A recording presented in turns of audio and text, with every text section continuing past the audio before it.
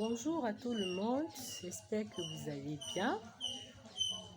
Je suis un peu attristée depuis hier par le décès de notre frère, notre ami, notre collègue, notre papa, notre fils, qui est décédé hier dans des circonstances atroces au lycée classique de Colbisson. De plus en plus, nous vivons un phénomène social hyper sensible et dangereux, à savoir la violence au sein des établissements scolaires qui prend de plus en plus une expansion incommensurable. Alors, la question qu'il faut se poser est de savoir qu'est-ce qui se passe, qu'est-ce qui ne va pas réellement. Pourquoi est-ce que le culte de la violence prend de plus en plus des proportions inexplicables? Alors, aujourd'hui, moi, je prends la latitude je prends cette latitude aujourd'hui de dénoncer certains faits que j'ai pu observer. Bien avant, je ne sais pas si je peux dire auparavant, quand nous étions des enfants, l'enseignant était quelqu'un de respecté. L'enseignant était quelqu'un de respectueux. L'enseignant était un modèle pour l'élève. Lorsque l'enseignant venait en salle de classe, c'était le calme total. C'est vrai, il y avait généralement du désordre, mais ce n'était pas comme au jour d'aujourd'hui, où le simple fait qu'un enseignant punisse un élève, il s'ensuit toute une sorte de sanction. L'enseignant est de plus en plus vulnérable. Il ne sait pas comment s'y prendre. Ce que je voudrais dire aujourd'hui, c'est que les toutes premières personnes dont je vais mentionner ici sont les parents. Pourquoi les parents? Parce que les parents sont le socle d'une famille. Au jour d'aujourd'hui, les parents ont abandonné, ils ont délégué l'éducation de leurs enfants à la rue, aux réseaux sociaux, à l'école buissonnière, aux jeux du hasard, au bar. Combien de parents aujourd'hui causent encore avec leurs enfants?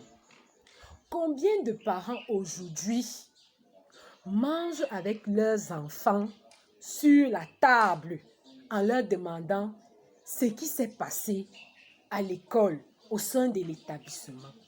Combien de parents aujourd'hui prennent la peine d'aller à une convocation pour le cas de leur enfant qui a par exemple troublé en salle de classe, un enfant qu'on a trouvé en train de consommer soit de l'alcool, soit en train de fumer la cigarette derrière la salle de classe? Combien de parents répondent présents à ces convocations? Mais lorsque un parent entend que son enfant a été puni, ça devient la totale. L'enseignant est pointé du doigt. Nous, à notre époque, nous avions également des parents qui nous aimaient. Nous avons des parents qui avaient mal au cœur pour nous. Mais lorsque nous partions en classe, ce n'était pas la blague. Lorsque ton parent entend qu'il est convoqué, c'est grave. Au jour d'aujourd'hui, le parent ne veut faire aucun effort. La majorité disent les enseignants sont payés pour le travail qu'ils font. Ils doivent juste faire leur travail. Là n'est pas la question. L'éducation est une question de relais. Ce n'est pas à l'enseignant de venir apprendre à votre enfant l'éducation de base. C'est aux parents d'apprendre à son enfant à être honnête, à être respectueux, à dire merci lorsqu'on lui rend un service, à dire désolé, à demander pardon, à demander les excuses lorsqu'il est fautif. Ce n'est non plus un enseignant qui va venir apprendre à votre enfant à respecter ses aînés. Ça, c'est ce qu'on appelle l'éducation de base. De jour en jour, les parents ne le font plus, alors qu'ils devraient le faire. C'est dans la famille qu'on apprend cette éducation-là. Ce n'est pas au professeur ou à l'instituteur d'apprendre à votre enfant ou de dire à votre enfant que lorsque l'on veut entrer dans une pièce qui n'est pas la sienne, qu'on toque avant d'entrer.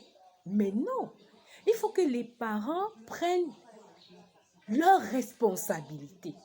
Les parents doivent prendre leurs responsabilités. À un moment donné, lorsque un parent est interpellé dans un établissement pour le cas de leur enfant, il faudrait qu'ils partent à l'établissement s'enquérir de la situation et voir avec le personnel éducatif quelles mesures prendre pour pouvoir pallier ou bien pour pouvoir arranger la situation.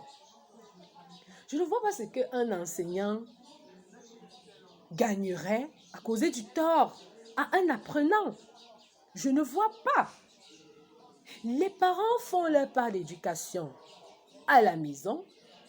L'éducateur ou le professeur, l'instituteur apprend une matière bien précise à l'enfant. S'il vous plaît, chers parents, essayons, parce que nous tous nous sommes des parents, essayons de revoir nos bases. Essayons de nous poser la question de savoir qu'est-ce qui n'a pas marché. Pourquoi de jour en jour, les enfants ne font qu'à leur tête? Les enfants sont devenus impolis. Ils ne respectent plus personne. Quand tu demandes à celui-là de faire telle ou telle chose, il te regarde de haut, comme pour dire que toi, tu es qui? S'il vous plaît, chers parents, l'heure est grave. Prenons nos responsabilités et revoyons les fondements de ce qu'on appelle revoyons le fondement de ce qu'on appelle l'éducation familiale. Causons avec nos enfants. Demandons à nos enfants avec qui ils marchent. Demandons à nos enfants ce qu'ils font en classe. C'est-à-dire, prenons du temps pour savoir ce que font nos enfants. Les enfants, nos enfants sont notre priorité. Ils sont notre priorité, ils sont notre avenir, ils sont l'avenir de demain. Lorsque vous privilégiez votre travail au détriment du suivi éducatif de votre enfant, à quoi cela servira de brasser tous les millions du monde et d'avoir un enfant délinquant? À quoi ça servira? Chers parents, je vous en supplie, revoyons les bases de l'éducation dans nos familles. Je n'en ai pas terminé pour les parents. Je parlerai aussi de la responsabilité des enseignants au sein de l'établissement, de la responsabilité même du système éducatif en milieu scolaire. Merci de m'avoir suivi. Pour la suite, abonne-toi à ma chaîne.